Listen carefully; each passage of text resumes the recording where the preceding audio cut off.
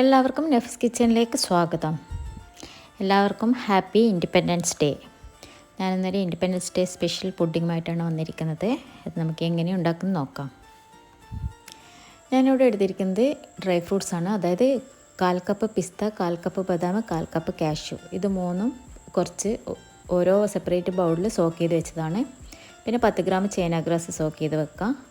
പിന്നെ റോസ്റ്റ് ചെയ്തിട്ടിരിക്കുന്ന ബദാം, roast ചെയ്തിട്ടിരിക്കുന്ന cashew, പിന്നെ കുറച്ച് കട്ട് ചെയ്ത പിസ്ത, പിന്നെ ഒരു പാക്കറ്റ് ഫ്രഷ് ക്രീം, ഒരു പാക്കറ്റ് വിപ്പിംഗ് പൗഡർ, ഒരു 1/4 കപ്പ് വിപ്പിംഗ് ക്രീം, പിന്നെ കുറച്ച് മിൽക്ക് മെയ്ഡ് വേണം. പിന്നെ 2 കളർ യൂസ് ചെയ്തിട്ടുണ്ട്.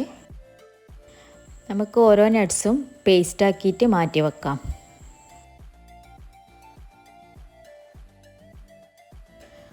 അതിനുശേഷം നമ്മൾ ഒരു ബൗളിൽ ഫ്രഷ് ക്രീം ചേർത്ത് കൊടുക്കുക. അതിലേക്ക് വിപ്പിംഗ് പൗഡറും കൂടി ആഡ് ചെയ്തിട്ട് നന്നായിട്ടൊന്ന് ബീറ്റ് ചെയ്ത് കൊടുക്കുക. നല്ലൊരു സ്റ്റിഫാകുന്നത് വരെ ബീറ്റ് ചെയ്ത് കൊടുക്കുക. അതിനുശേഷം അതിലേക്ക് നമ്മൾ 1/4 കപ്പ് വിപ്പിംഗ് ക്രീം ചേർത്ത് കൊടുക്കുക. പിന്നെ നിങ്ങളെ മധുരത്തിനനുസരിച്ചിട്ട് മിൽക്ക് മെയ്ഡ്, ഒരു 1/2 ടിന്ന് മതിയാവും മിൽക്ക് മെയ്ഡ് ചേർത്തിട്ട് നല്ല കട്ടിയാവുന്നത് വരെ ബീറ്റ് ചെയ്ത് കൊടുക്കുക. എന്നിട്ട് അതിലേക്ക് ചൈന ഗ്രാസ് മെൽറ്റ് ചെയ്തതും കൂടി ചേർത്തിട്ട് ഒന്ന് ബീറ്റ് ചെയ്ത് കൊടുക്കുക. ചൈന ഗ്രാസ് വേണമെങ്കിൽ ചേർത്താൽ മതി. ഇതെനിക്ക് ലെയർ ചെയ്യേണ്ടതുകൊണ്ട് ഞാൻ അങ്ങനെ ചൈന ഗ്രാസ് കൂടി ചേർത്താണ്. ഇത് നമ്മൾ 3 ഈക്വൽ പോർഷൻ ആക്കിയിട്ട് വെക്കുക. എന്നിട്ട് ഒന്നിലേക്ക് പിസ്ത ചേർത്ത് കൊടുക്കുക, ഗ്രീൻ കളറും ആഡ് ചെയ്ത് കൊടുക്കുക. അടുത്തതിലേക്ക് നമ്മൾ പിന്നെ കാഷ്യൂ ചേർത്ത് കൊടുക്കുക. കാഷ്യൂ പേസ്റ്റാക്കി ചേർത്ത് കൊടുത്തിട്ട് കുറച്ചൊരു ഡ്രോപ്പ് വാനില എസൻസും കൂടി ചേർത്ത് കൊടുക്കുക. ഇതിൽ കളർ ആഡ് ചെയ്യേണ്ട, നമുക്ക് മിഡിൽ ലെയറിന് വേണ്ടിയിട്ടാണ്.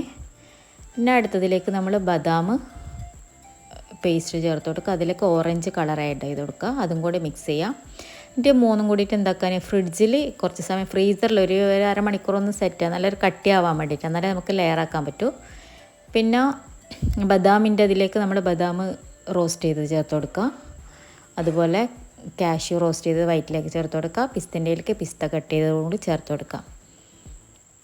ഞാൻ അത് ഫ്രീസ് ചെയ്തതിന് ശേഷം പിന്നെ നമ്മളെ ട്രാൻസ്പെറൻറ്റ് ഷീറ്റ് കൊണ്ട് ഇങ്ങനെ അവിടെ വെച്ചിട്ടാണ് ഞാൻ ലെയറാക്കിയത്. നമുക്ക് വേണമെങ്കിൽ പിന്നെ ഓരോ ലെയറാക്കിയിട്ട് ചെയ്യാം. ഞാനിത് 3 ഇങ്ങനെ പീസ് പോലാക്കിയിട്ടാണ് ചെയ്തത്. അത് ആദ്യം ഗ്രീൻ ഇതാക്കി, എന്നിട്ട് പിന്നെ ഒരു സൈഡിൽ വൈറ്റ്, പിന്നെ ഏറ്റവും ടോപ്പിൽ നമ്മൾ ഓറഞ്ച് കളറ്.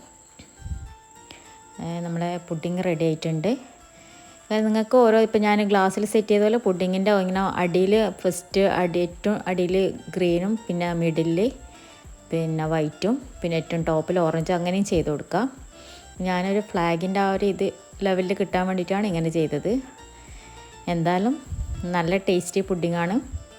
എന്തായാലും എല്ലാവരും ഉണ്ടാക്കി നോക്കാം. എൻ്റെ ചാനൽ ആദ്യമായിട്ട് കാണുന്നുള്ളവരുണ്ടെങ്കിൽ സബ്സ്ക്രൈബ് ചെയ്യാൻ മറക്കരുത്. നോട്ടിഫിക്കേഷന് വേണ്ടി ബെല്ലൈക്കൺ ഓൺ ചെയ്യുക. ഇൻഷാ അല്ലാഹ് അടുത്ത റെസിപ്പിയുമായി കാണാം. ഒരിക്കൽ കൂടി എല്ലാവർക്കും ഹാപ്പി ഇൻഡിപെൻഡൻസ് ഡേ.